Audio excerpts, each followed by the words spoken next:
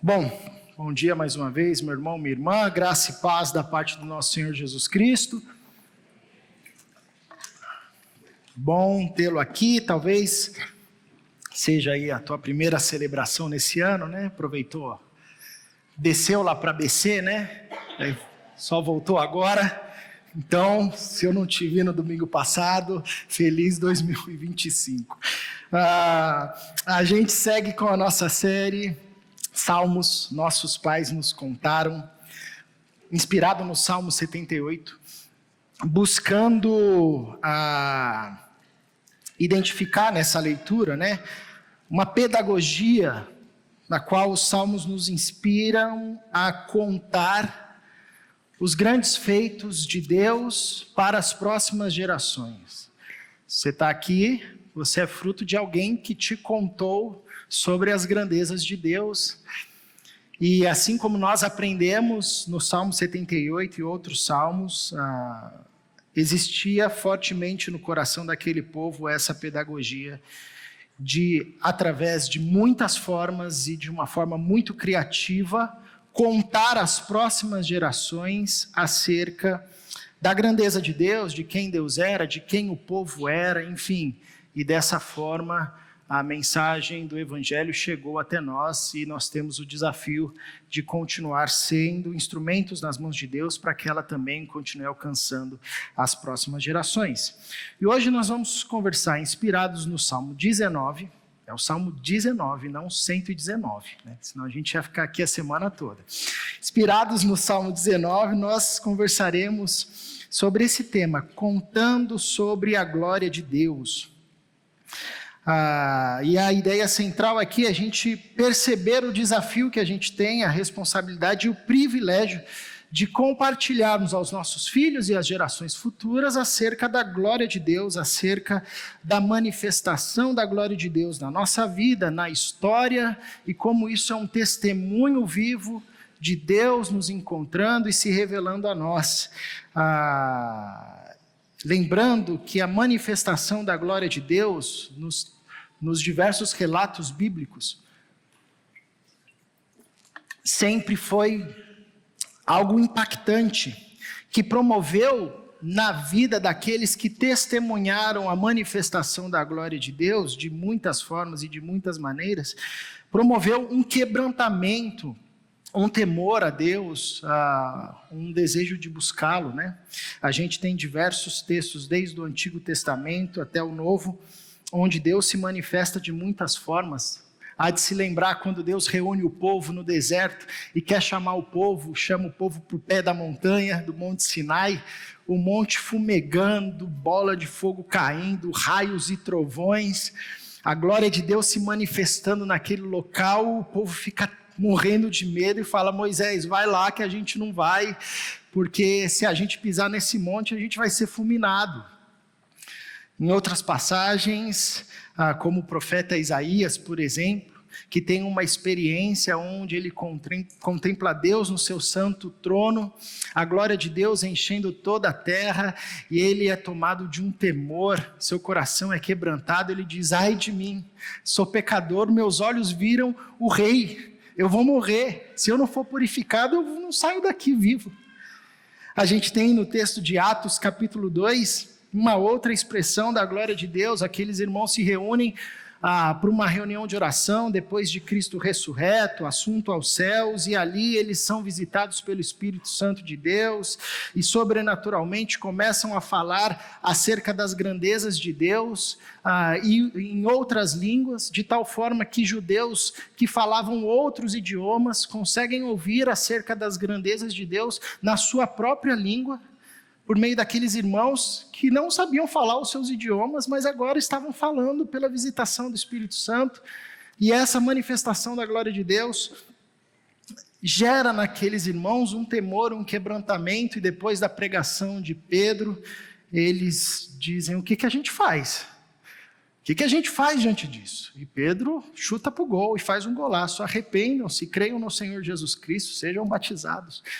E ali a gente tem uma explosão no crescimento da igreja. Enfim, A ideia é a gente ser inspirado pelo Salmo 19 a contarmos sobre a glória de Deus, crendo que essa manifestação de Deus por meio da nossa vida e de muitas formas, é um testemunho histórico da presença de Deus e é instrumento nas mãos de Deus para quebrantamento da nossa vida, dos nossos filhos, da nossa família, enfim, daqueles que estão ao nosso redor. Por isso eu convido você a ler comigo o Salmo 19, nesse primeiro momento. Eu convido você, eu não vou projetar o texto, eu convido você a ler o texto aí na sua Bíblia, no celular, enfim, deixar ela aberta para fazer as suas anotações. Esse é um encorajamento que a gente sempre faz aqui. Faz igual o pessoal do GF, os pré-adolescentes, quando você vai lá falar com eles, né? Eles estão lá com a Bíblia aberta, um monte de caneta, canetinha, marca-texto. Se você não preparou direito a pregação, você vai ser devorado lá pela galera, né? Então, eu te encorajo a fazer isso. Venha para você fazer as suas anotações aqui também. Então, convido você à leitura do Salmo 19, que diz assim: Os céus declaram a glória de Deus, o firmamento proclama a obra das suas mãos.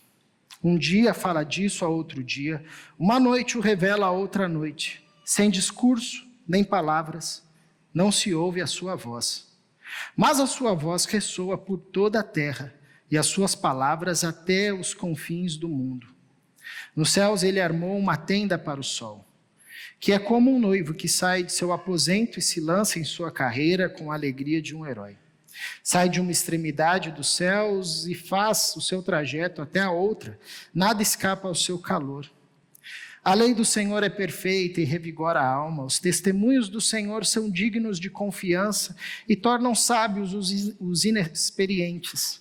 Os preceitos do Senhor são justos e dão alegria ao coração. Os mandamentos do Senhor são límpidos e trazem luz aos olhos. O temor do Senhor é puro e dura para sempre. As ordenanças do Senhor são verdadeiras. São todas elas justas. São mais desejáveis do que o ouro, do que muito ouro puro. São mais doces do que o mel, do que as gotas do favo.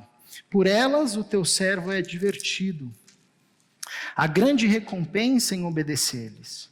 Quem pode discernir os próprios erros? Absolve-me dos que desconheço. Também guarda o teu servo dos pecados intencionais, que eles não me dominem. Então serei íntegro, inocente de grande transgressão. Que as palavras da minha boca e a meditação do meu coração sejam agradáveis a ti, Senhor, minha rocha e meu resgatador. Vamos orar mais uma vez? Paizinho, continue falando ao nosso coração, por tua graça e misericórdia. O Senhor já nos tem falado por meio da tua palavra, nos louvores, nas orações, nesse tempo de comunhão. Pedimos agora que o Senhor continue a nos falar agora pelo Salmo 19, pela exposição da tua palavra. Em nome de Jesus. Amém. Bom, de cara o salmista nos leva para um exercício de contemplação, que inclusive é uma prática esquecida nos dias de hoje, né? Dificilmente a gente tira tempo para contemplar alguma coisa, não à toa a gente vive numa sociedade cada vez mais ansiosa. Se eu perguntasse para você qual foi a última vez que você, assim, sentou para contemplar, por exemplo, uma paisagem, sem pressa, sem tempo, sem tirar uma foto do celular e fazer um post, estou aqui. Não, só sentou e contemplou. Talvez você tenha dificuldade de encontrar um registro recente na sua memória. Mas o salmista, de cara, ele nos convida a um exercício de contemplação, ensinando que a criação e o movimento da criação, a forma de tudo estar posto, revelar a glória de Deus. A gente sabe que a glória de Deus, ou a palavra glória, né, aparece na Bíblia do começo até o final e tem muitos sentidos, ou muitos significados. Quando a gente ouve em diversos textos essa expressão, manifestação da glória de Deus, a glória de Deus encheu aquele lugar, aquele povo viu a glória de Deus, aquele homem viu a glória de Deus, enfim. Os significados podem variar desde poder de Deus, a glória de Deus sendo entendida como Deus manifestou o seu poder. E o pessoal falou, opa, Não vamos mexer com esse Deus, né? Pode também significar beleza. Glória literalmente significa beleza. Aquele povo viu a beleza de Deus manifesta em determinada ocasião, determinada pessoa, determinada situação. Glória também pode ser entendido em diversos textos como a manifestação do próprio Deus, e esse é o sentido principal de todos os significados de glória de Deus expressa nos textos bíblicos. De alguma forma, a Bíblia nos falando que Deus estava se manifestando ali. Aquelas pessoas, de formas diferentes, das mais chocantes às mais calmas, estavam vendo e presenciando a manifestação do próprio Deus. Deus manifestando a sua glória, que possivelmente é o máximo que a gente vai conseguir ver de Deus. O apóstolo Paulo, escrevendo a Timóteo na segunda carta, diz: Deus habita em luz inacessível. Bom, alguém que habita em luz inacessível, habita em luz inacessível, é uma luz que não se acessa. Então, de Deus, o que a gente consegue ver é a sua glória. E olha, isso já é muita coisa. Já é coisa assim para toda a eternidade e assim, de nunca se enjoar. Né? Então, quando a gente vê na Bíblia a glória de Deus sendo revelada, como o salmista diz aqui, é como se o salmista estivesse dizendo: os céus falam sobre quem Deus é. Olha para a criação, que vocês vão enxergar Deus. Ouve a criação, que vocês vão ouvir Deus. Ele vai dizer: os céus declaram a glória de Deus, os céus falam sobre Deus. De muitas formas, o firmamento, como as coisas estão colocadas, como as coisas estão organizadas, dispostas, proclama a obra de suas mãos. Um dia fala a outro dia, e uma noite revela conhecimento a outra noite. Esse salmo é atribuído a Davi, e combina muito, porque Davi, como pastor de ovelha, passava longas jornadas fora de casa, dormindo ao relento. Então ele acordava com o nascer do sol. Talvez por isso descreve o sol como esse noivo preparado para um casamento, ou como esse guerreiro que vai para a guerra, como nós vimos nos versos aqui do Salmo 19. Mas se você olhar de um dia para o outro, você vai ouvir, você vai ver sobre a glória de Deus. Se você olhar uma noite a outra, você vai ver, vai ouvir sobre a glória de Deus. E aí, de uma forma poética muito incrível, o salmista vai dizer: não tem discurso, nem palavras. É um silêncio. Mas nesse silêncio a voz de Deus ressoa. O nosso Deus é tão grandioso que não precisa de palavra, não precisa nem de som. Ele se comunica. E uma das verdades que esse texto traz para nós, e que é confirmado em todas as Escrituras, é que Deus é um Deus desejoso em se revelar. Deus tem prazer em se revelar. Deus quer ser conhecido. Ele não precisava, ninguém colocou uma faca no pescoço dele e diz: vai lá, se revela para esse povo aí. Não, isso é do ser dele, é natural de Deus, é como um rio forte que corre e desce numa direção e não pode ser contido. A Trindade tem um desejo inato de se revelar, de se mostrar, de ser conhecido, de se revelar àquele que bate, àquele que pede, àquele que procura.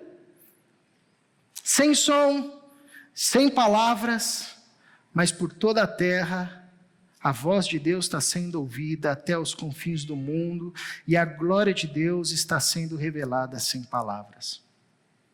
Isso é tão forte que Paulo, inspirado nesse salmo, quando vai escrever Romanos 1, a partir do verso 18, ele dá um passo a mais. Ele vai dizer: os céus não apenas declaram a glória de Deus, não apenas falam que existe Deus, não apenas dizem que existe um Criador que criou todas as coisas, que ordenou todas as coisas, mas a criação, Paulo vai dizer em Romanos capítulo 1, a partir do verso 18, revela os atributos invisíveis de Deus. revela sobre a sua natureza divina, revela sobre o seu poder e comunica acerca dos atributos de Deus. Isso é uma coisa incrível. Paulo ele dá um passo adentro desse salmo e diz: se você contemplar a criação, você consegue conhecer os atributos de Deus, aquilo que nós chamamos de atributos comunicáveis de Deus, sua justiça, a sua santidade, o seu poder, a sua superioridade, o seu amor. Tudo isso, o apóstolo Paulo está dizendo, Deus expôs na criação. E ele inclusive diz, aqueles irmãos que vendo isso, desconsideraram, eles não são inocentes de julgamento. Porque tudo que eles podiam conhecer sobre Deus, mesmo não tendo a revelação escrita, era possível conhecer por meio da criação. Por isso são indesculpáveis. Essa é a conclusão do juízo de Paulo em Romanos capítulo 1.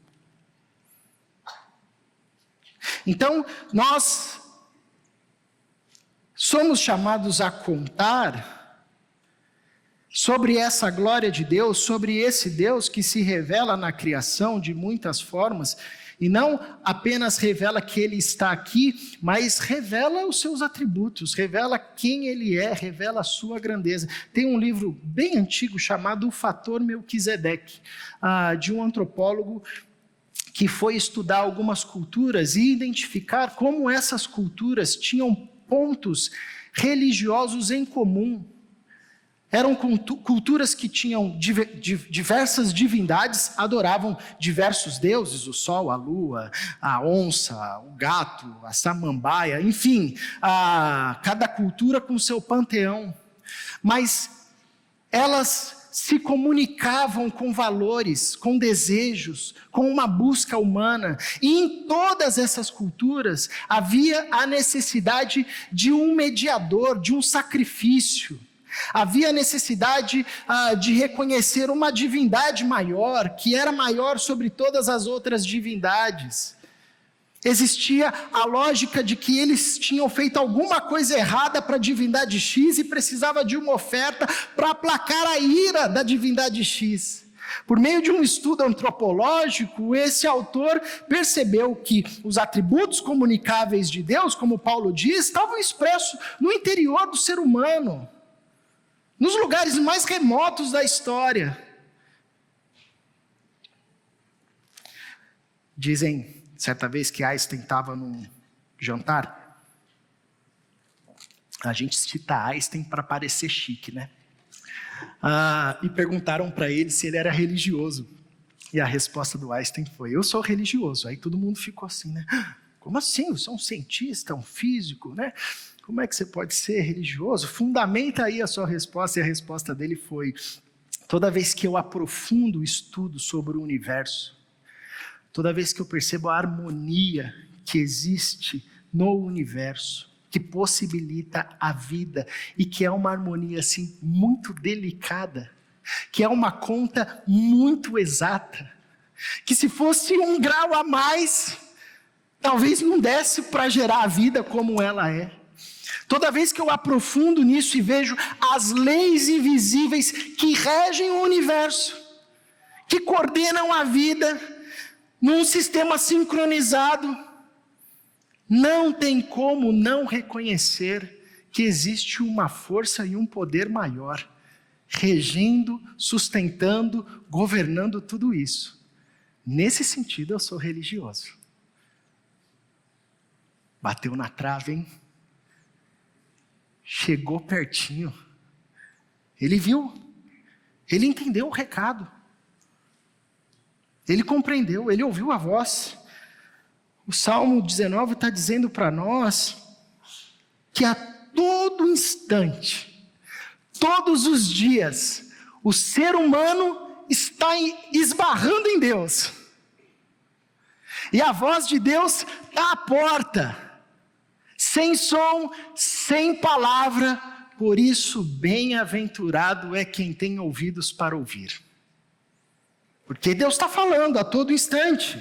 É naquela alegria da vida, desde as mais simples ou as mais complexas, que enchem o nosso coração, dá para a gente vontade de viver, de continuar caminhando. Então, é Deus falando, é a voz de Deus ecoando, sem som, sem palavras. É quando a gente contempla uma paisagem, um momento legal, a mesa cheia, os amigos, a família. É Deus falando, é Deus, a voz de Deus ecoando, sem som, sem palavras. A partir das inquietações do nosso coração, que nos convida a refletir sobre questões existenciais. Por que a gente está aqui? O que eu estou fazendo? Qual que é o meu propósito? De onde eu vim? Para onde eu vou? Como é que eu tenho que viver? Será que é isso mesmo? Será que tem algo maior? Não é possível que a vida se resume a isso. Essas inquietações é a voz de Deus ecoando no nosso coração, sem som e sem palavras. Você provavelmente já deve ter tido a experiência de estar no seu trabalho e alguém chegar para você e falar assim: queria conversar com você, porque eu vejo em você uma luz, uma energia, você transmite assim um negócio. A pessoa não sabe comunicar isso em palavras, não sabe dar um nome certo para isso. Ou ela chega para você e diz: eu estou tendo pesadelos recorrentes, tem uma angústia no meu coração, eu sinto falta de alguma coisa. Ela não sabe ainda expressar isso, mas você do outro lado, daquele que já ouviu a voz de Deus, reconhece essa voz de muitas formas, mesmo quando não há som nem palavras, você diz: opa, eu sei do que você está falando, senta aqui, vamos conversar. Então a voz de Deus está ressoando por toda a terra, revelando e expressando a sua glória. Mas Deus é um Deus tão desejoso em revelar-se, e mesmo a gente podendo conhecer os atributos invisíveis de Deus por meio da criação, Ele não para por aí, mas dá ao seu povo uma glória revelada nas Escrituras. Revela a sua glória sem palavras, revela a sua glória agora com palavras, e muitas palavras. O salmista vai dizer acerca da lei do Senhor: Deus é um Deus desejoso em revelar-se, que mesmo toda a criação, não conseguindo, obviamente, revelar toda a glória de Deus, Deus ainda traz uma glória mais detalhada, revelada de forma mais detalhada ao seu povo. E obviamente que a lei de Deus não diz tudo sobre o que Deus é. Se nem a criação, o vasto universo, dá conta de dizer tudo que Deus é, não são todos os livros da Bíblia que vão dar conta de dizer tudo que Deus é. Mas o que nós temos aqui é tudo que Deus quis mostrar. E de novo, é muita coisa, irmão. Você já deve ter se dado conta que é muita coisa. Deus, Ele revela a sua glória por meio das Escrituras. A Bíblia, aqui, obviamente, o salmista está se referindo à lei do Senhor, que foi dada por meio de Moisés. Mas, obviamente, que isso não se limita apenas à lei dada por meio de Moisés, mas isso, a partir de hoje, inclusive, o nosso olhar é expandido. E podemos entender que o salmista que aponta essa fala para toda a Escritura. Como Paulo também vai dizer a Timóteo: toda a palavra, toda a Escritura é inspirada por Deus, ela é útil para o ensino, para aperfeiçoar o ser humano, para torná-lo justo, apto à verdade, enfim, como Paulo vai dizer a Timóteo. Então, as Escrituras revelam a glória de Deus. E a partir do verso 7, o salmista vai trazer para a gente, até o verso 9, os detalhes de como Deus expressa e revela a sua glória por meio das Escrituras, por meio da lei. Ele vai usar 6 expressões sinônimas para se referir à lei, vai destacar 6 adjetivos para cada uma dessas expressões e vai apontar um efeito muito prático que a palavra de Deus traz para aquele que come desse mel, para aquele que se apropria desse ouro, que é mais desejável do que qualquer quantidade de ouro existente no mundo. O salmista vai começar a partir do verso 7 dizendo que a lei do Senhor, ela é perfeita e revigora a alma. Ele se refere às Escrituras aqui como a lei do Senhor, o conjunto de mandamentos, ordenanças que Deus havia dado ao seu povo, conhecido também como Torá. Vai dizer que é perfeita. é perfeita. Não precisa de retoque. Não precisa de considerações a mais. Tudo bem que o povo deu uma ignorada nisso, né? Foi colocando considerações e considerações. Mas a lei é perfeita. Está dada, está pronta, está posta. E vai dizer que aqueles que vivem a partir dessa lei têm a sua alma revigorada, renovada. É como se a alma saísse 5 minutinhos, tomasse um banho de cachoeira e voltasse num dia quente. Pronto, estou pronto para outra, vamos lá. E vai dizer que a gente já não desfrutou desse tipo de experiência, de estar um caco na vida, se debruçar sobre as Escrituras e sair dizendo, como diz o teólogo brasileiro Fontana André, que Deus, obrigado, Senhor. O salmista vai dizer que os testemunhos do Senhor, um sinônimo para se referir à lei de Deus, às Escrituras, à palavra de Deus, ou seja, tudo que está posto no texto bíblico dá testemunho acerca de Deus, revela sobre Deus. Ele vai dizer que os testemunhos do Senhor são dignos de confiança. Pode confiar, mas não tem evidência histórica. Irmão, não tem evidência histórica para um monte de coisa, e você confia? Mas aqui, o salmista está dizendo, pode confiar com evidência histórica, científica ou não, pode confiar, os testemunhos do Senhor são dignos de confiança. Não à toa, nós somos um povo que desenvolve a nossa fé em cima de uma revelação, de um texto bíblico, que desde o seu começo até o seu final foi perseguida, foi tentada de ser destruída, desenganada, desiludida, mas continua a florescer. Continua. Permanece. Porque os testemunhos do Senhor são dignos de confiança. E aqueles que vivem a partir do testemunho do Senhor, constroem a sua vida a partir desse testemunho, tornam-se sábios. Podem ser inexperientes. Na sociedade dos homens, pode ser o serviçal mais baixo, mas se constrói a sua vida a partir dos testemunhos do Senhor, que são dignos de confiança, não importa se para a sociedade é uma pessoa simples, ele é um sujeito que exala sabedoria que nem os poderosos dessa época conseguem ter, que nem os mais graduados dessa época conseguem conquistar. Vê a vida a partir de sabedoria, que é muito mais profundo do que conhecimento e inteligência. O salmista vai dizer que os preceitos do Senhor, ou outro sinônimo também, as ordenanças do Senhor, as recomendações do Senhor, as leis que o Senhor dá ao seu povo e à sociedade, são justas. Elas promovem justiça, quando aplicadas, trazem um equilíbrio à sociedade, às relações, promove justiça entre os homens. A sociedade que se constrói a partir dos preceitos do Senhor tem a possibilidade de desfrutar de uma sociedade justa. E por isso promovem alegria ao coração.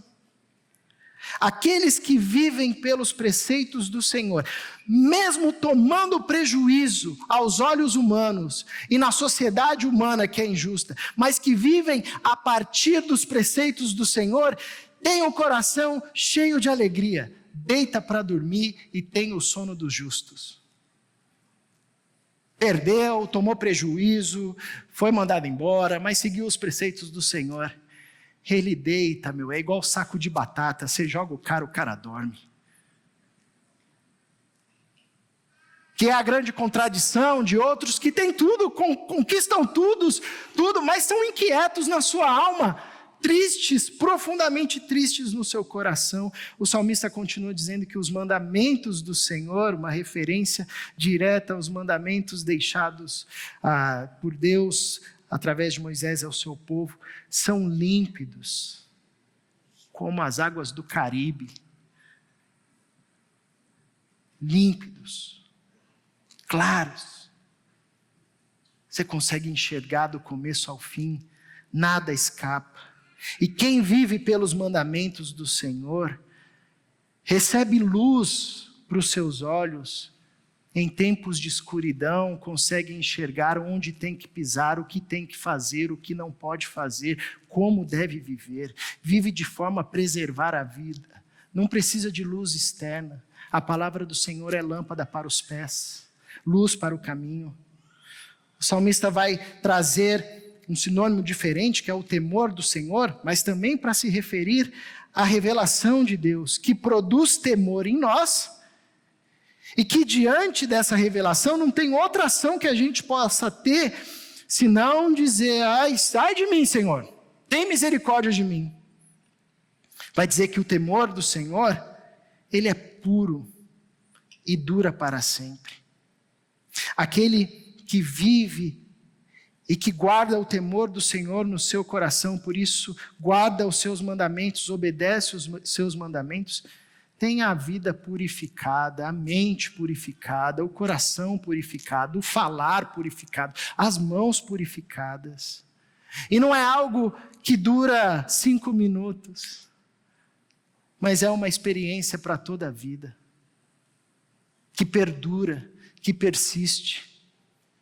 E por fim, o salmista vai dizer que as ordenanças do Senhor, das mais grandiosas, as mais simples, das mais complexas, as mais miúdas, elas são verdadeiras, dignas de confiança. Se Deus disse para fazer assim, faz assim, sujeito. Não faz de outro jeito. Porque é verdade, se Ele disse que vai acontecer, e se você fizer errado, você vai tomar um caminho de morte, um caminho de justiça, então não vá por aí, porque as ordenanças do Senhor são verdadeiras. E não importa se foi dita 2000 anos atrás, elas permanecem. E todas elas são justas. Quem constrói a sua vida a partir da revelação da glória de Deus expressa nas Escrituras, desfruta de uma vida pautada pela justiça.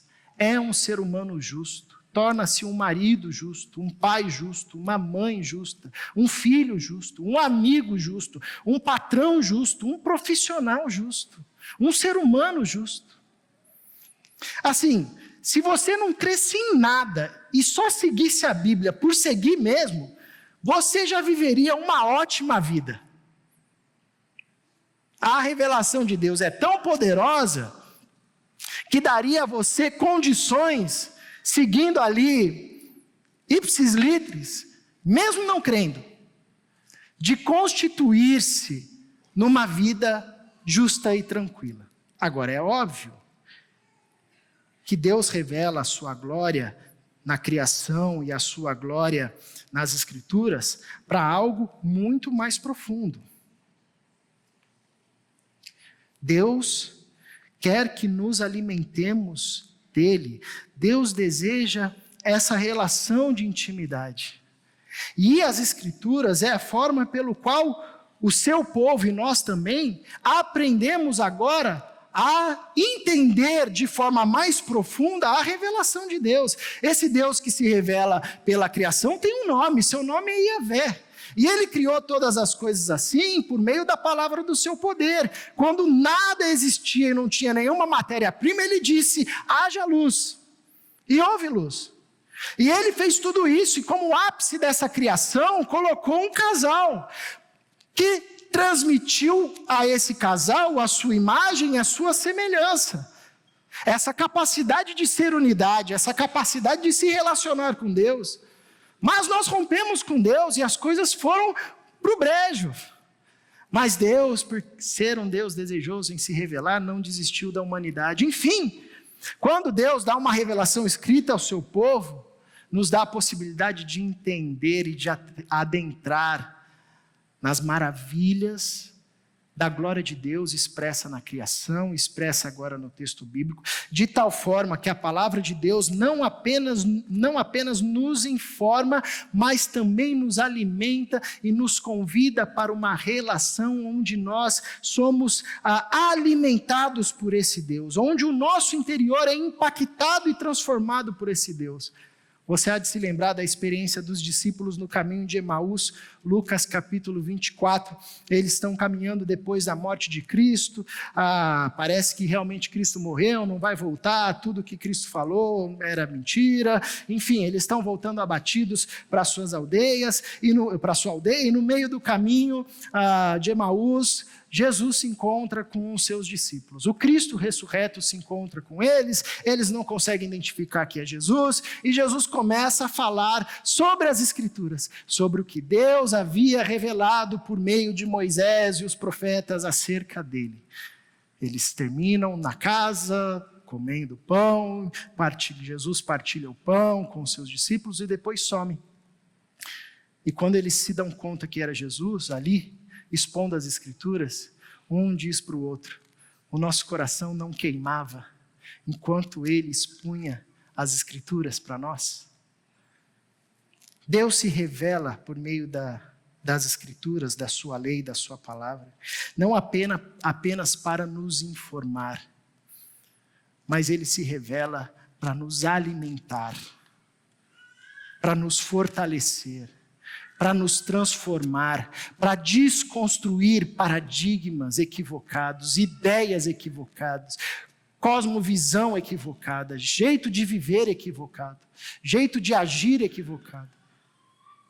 E construir em nós uma nova forma de ver a vida, de viver o mundo, nos alimentar e nos fortalecer. Por fim, o salmista, que começa dizendo que se a gente olha para o cosmos, para as estrelas, para a grandeza do sol, da lua, a gente vê a glória de Deus manifesta, sendo revelada, seus atributos sendo comunicados, como diz Paulo. O salmista que vai dizer que essa glória maravilhosa, que já deixa a gente de boca aberta, também se expressa agora na lei de Deus, na palavra de Deus, na revelação de Deus. Vai dizer algo ainda mais impressionante, que essa glória de Deus revelada nas Escrituras não precisa estar apenas na Escritura e nem apenas nos astros. Essa glória revelada de Deus também pode ser manifesta no nosso coração, no meu coração, no seu coração. Sabe aquela reação que a pessoa tem quando ela, sei lá, está lá no Apuador, está no deserto do Atacama, Lençóis Maranhenses, está descendo a rua do Observatório aqui, quando o sol está quase se pondo, aquele sol laranja gigante, ou está subindo aqui para a igreja, aquela lua gigante, e diz assim: meu Deus, que coisa incrível.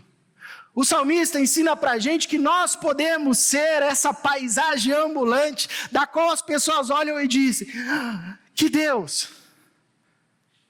Nossa, glória a Deus! A glória de Deus está manifesta aí. A latinha não dá para salvar, mas dá para ver a glória de Deus através de você.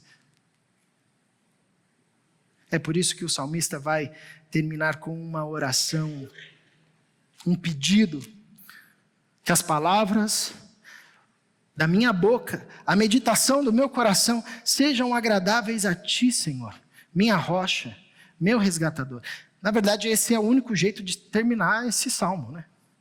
Então, imagina que ele começa a escrever contemplando a glória de Deus, e o coração dele está tomado, transbordando pela beleza de Deus revelada na criação, a grandeza de Deus revelada na criação. Sabe aquela devocional que você está fazendo nos dias mais pentecostais da sua vida, que você diz: oh, Deus está aqui, hein? Vou dar uma sapateada até. Enfim, seu coração está pegando fogo, o salmista está lá escrevendo sobre as grandezas de Deus, e ele diz: nossa, Deus não se revelou apenas na criação, mas que privilégio nós somos. Deus deu a sua revelação por meio Deus demonstrou a sua glória por meio da revelação escrita, por meio da sua lei. Ele, de alguma forma, condensou a parte do seu ser e colocou aqui, de tal forma que quando a gente lê, a gente vai tendo a mesma experiência, porém mais aprofundada do que olhar para os astros. A gente vai conhecendo quem Deus é, os seus atributos, a gente vai conseguindo dar nome, isso vai nos informando, isso vai nos alimentando. Imagina, como é que você termina um salmo desse? Depois dessa experiência. É dizendo: tem misericórdia de mim, Senhor. Quem sou eu? Ah, Senhor, se eu puder pedir uma coisa para você, se eu puder expressar um único desejo, Deus, diante da sua grandeza, diante da sua glória expressa, diante do seu desejo inconstante, incansável, incessante, paciente, amoroso, abundante de se revelar, o meu desejo é que as palavras da minha boca e a meditação do meu coração sejam agradáveis a Ti. Faça de mim uma obra de arte que no falar, que no pensar, manifesta a sua glória.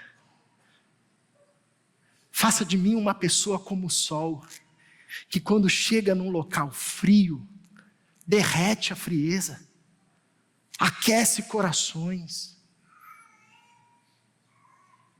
Faça de mim como a luminosidade do sol que percorre o oriente do ocidente, que quando chega em locais escuros e caóticos, traz luz que ilumina, penetra os cantos mais escondidos da alma. Faz de mim alguém que manifesta a Tua glória, Senhor. Só que tem um problema aí. Porque o salmista sabia muito bem desse problema. Como que seres comprometidos profundamente pelo pecado, com o pecado, seres comprometidos profundamente com o pecado, seres impactados profundamente, diretamente com o pecado, podem manifestar a glória de Deus? O salmista reconhece isso, que no verso 12 e 13 ele traz perguntas em inquietação. Quando ele lê a lei de Deus e relembra da lei de Deus, do poder da lei de Deus, e é escrutinado pela lei de Deus, ele logo diz: quem pode discernir os próprios erros? Deus, se o Senhor não descer aqui e nos, como diz o Israel brilhantemente, nos tomar pela mão e nos fazer a gente adentrar nos cantos escuros do nosso coração, da nossa alma, dos nossos desejos, das nossas vontades, a gente não dá conta de discernir os nossos erros. A gente acha que está fazendo bem, mas está fazendo mal. A gente acha que está chamando o bem de bem, mas na verdade é o mal que nós estamos chamando de bem. Quem pode discernir os erros? Absolve-me dos que desconheço. O salmista reconhece que ele tem pecados que ele conhece, que já é um grande avanço, né? Tem gente que nem quer saber dos pecados que estão na cara. O salmista vai além: Senhor, tem pecados que eu desconheço, que eu faço e nem sei. Ah, Senhor, se sua lei penetrar profundamente no meu coração, se essa glória revelada vier aqui para dentro de mim, o Senhor vai me conhecer. Aliás, o Senhor já me conhece. Vai saber das minhas intenções, daquelas que eu esforço para esconder, mas diante do Senhor não podem ser escondidas. Absolve-me, Senhor. Absolve-me, Senhor, dos pecados que eu desconheço, dos erros que eu desconheço. Guarda o teu servo dos pecados intencionais. O salmista é ousado, vai além, porque na lei de Deus não existe sacrifício para pecado intencional.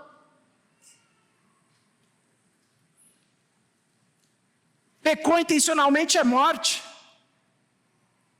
Ele clama por graça, por misericórdia. Me guarda, Senhor, dos pecados intencionais, para que eles não me dominem. E aí ele pede o impossível. Então serei íntegro e inocente de grande transgressão. Ele reconhece os seus erros, os seus pecados, as suas transgressões, e pede o impossível, integridade e inocência. Só que o fato é o seguinte: depois da queda não tem ninguém íntegro e ninguém inocente. Nenhum ser humano, depois da queda, consegue ser inteiramente de Deus. E nenhum ser humano tem sobre si o carimbo de inocente. Todos pecaram, destituídos foram da glória de Deus. Não há um que faça o bem, não há ninguém que busque a Deus. Todos a uma se tornaram inúteis. Então, nem a glória de Deus manifesta na criação, nem a glória de Deus manifesta na lei, dão conta de responder a essa angústia do salmista. Podem ajudar a entender quem Deus é, podem nos levar até Deus, podem quebrantar o nosso coração para a gente trazer esse clamor diante de Deus, pode endireitar os nossos caminhos, pode ajudar na nossa conduta, mas não dá conta de mudar o nosso interior.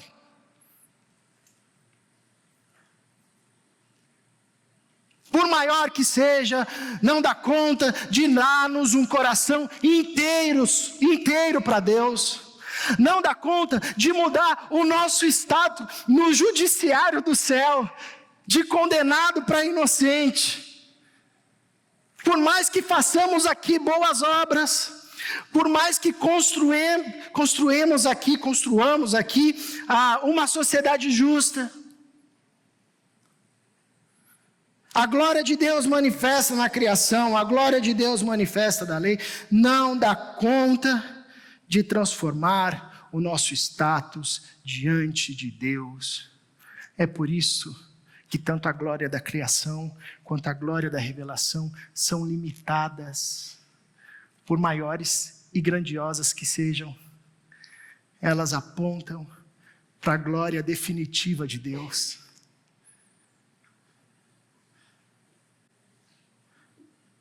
Para o momento onde Deus, de forma abundante, manifestou a sua glória, confundindo os sábios, que achavam que glória tinha a ver com riqueza, poder, estética. A glória da criação, a glória da lei, apontava para a glória definitiva de Deus, manifesta como o autor de Hebreus, no capítulo 1, no verso 1 ao verso 3, vai nos ensinar. Há muito tempo, Deus falou muitas vezes e de várias formas. Por meio da criação, por meio das leis, falou aos nossos antepassados por meio dos profetas, mas nestes últimos dias, falou-nos por meio do Filho, a quem constituiu o herdeiro de todas as coisas e por meio de quem fez o universo. O Filho é o esplendor da glória de Deus e é a expressão exata do seu ser, sustentando todas as coisas por sua palavra poderosa. Depois de ter realizado a purificação dos pecados, ele se assentou à direita da majestade nas alturas. Se a gente fica maravilhado ao ver a glória de Deus revelada na criação, maravilhado ao ver a glória de Deus revelada e manifesta no texto bíblico, quanto mais quando a gente se dá conta da glória de Deus revelada em Jesus Cristo de Nazaré. Ele é o resplendor da glória de Deus, expressão exata do seu ser. Em outras palavras, você quer ver Deus, olha para Jesus.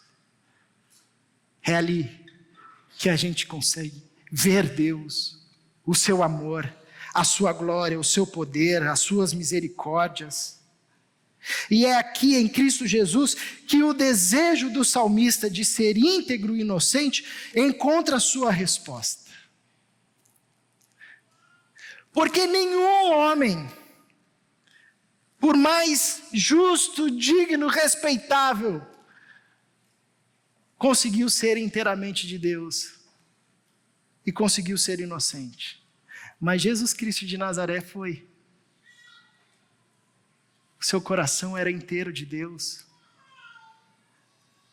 Não havia nele nenhum espaço onde o mal pudesse apoiar. Era alguém cheio de Deus. Todo canto do seu ser, toda molécula era inteiramente de Deus. E justo, inocente, no qual não recaía nenhum pecado, nenhuma culpa. E por causa de Cristo Jesus, da sua morte e da sua ressurreição, aqueles que ouvem a voz de Deus, a glória de Deus manifesta na cruz, rendem a sua vida a Ele, têm a oportunidade de desfrutar de um novo nascimento. E o novo nascimento muda o nosso status. Dá para a gente agora um coração que pode ser inteiro de Deus, e tira a gente de um status de culpado, para um status de inocente. A nossa ficha corrida continua lá no céu, gigantesca, de alguns um pouquinho maior, né? Mas se estamos em Cristo Jesus, ela está toda borrada de sangue. Quem tenta ler não entende nada. Só ouve a mensagem dizendo, sem som, sem palavras, esse aqui é justo. Esse aqui foi declarado inocente. Esse aqui nasceu de novo. Esse aqui é nova criação. E quando nós nascemos de novo, nós temos o privilégio de sermos homens e mulheres à semelhança de Jesus. E essa é a glória de Deus em nós, Deus formando em nós o caráter de Jesus. Bom, você já leu os evangelhos, e quando você lê, você diz, cara, Jesus é demais. Imagina essa vida na sua vida. É isso, a glória de Deus manifesta em nós, não é a gente tendo experiências sobrenaturais, por mais legais que isso sejam, a glória de Deus manifesta em nós é o caráter de Jesus, sendo construído na nossa vida, sendo um marido à semelhança de Jesus, uma esposa à semelhança de Jesus, um filho à semelhança de Jesus. E é nesse tipo de vida que a gente vive a todo instante, manifestando a glória de Deus, tornando aquele tipo de pessoa que os amigos, a família ao nosso redor diz sobre nós, cara, quando essa pessoa chega aqui, é como se o céu chegasse junto com ele. Quando essa pessoa fala, é como se Deus estivesse falando. A situação está um caos, chama o fulano de tal, porque se ele vier aqui, vai chegar a paz. O povo está desesperançoso, chama a fulana de tal, porque ela nos momentos mais sombrios da vida, caminhou com fé, a gente não sabe como, ela deu a volta por cima, diagnóstico atrás de diagnóstico, continuou caminhando com esperança. As pessoas vão vendo no nosso andar, no nosso agir, no nosso falar, a glória de Deus revelada, e ao ver as nossas boas obras, dão glórias a Deus, nosso Pai que está nos céus. Então a minha oração para mim e para você é que a gente, ao contemplar a glória de Deus na criação, contemplar a glória de Deus na revelação, na sua palavra, caiamos de joelhos e deixemos que Deus nos conduza à maior manifestação da sua glória, Jesus Cristo de Nazaré. Quebrando a nossa autossuficiência, quebrantando de fato o nosso coração, imprimindo em nós dependência do Senhor, para que Ele nos leve pelas mãos aonde nós devemos chegar e onde Ele quer que nós cheguemos, que é homens e mulheres à semelhança de Jesus Cristo. Vivendo aqui e agora, na maior intensidade possível, aquilo que irá se manifestar lá então, quando Cristo voltar. E aí sim, a gente ser surpreendido com a plenitude da glória de Deus na volta de Jesus. De tal forma, como diz o texto bíblico, que todo joelho, no céu, na terra, debaixo da terra, tudo que tem fôlego, vai se dobrar e vai dizer, Jesus Cristo é o Senhor, para a glória de Deus Pai. Até lá, cantemos sobre a glória de Deus, com palavras, com som, e também sem palavras e sem som, que os nossos filhos, filhas, amigos, irmãos, marido, esposa, sem som, sem palavras, olhem para nós e digam, glória a Deus, eu vejo a glória de Deus na sua vida, eu vejo a glória de Deus no seu falar, eu vejo a glória de Deus no seu agir, eu vejo a glória de Deus no seu servir, eu vejo a glória de Deus na sua forma de existir. Feche os seus olhos, vamos orar mais uma vez, antes de cantarmos.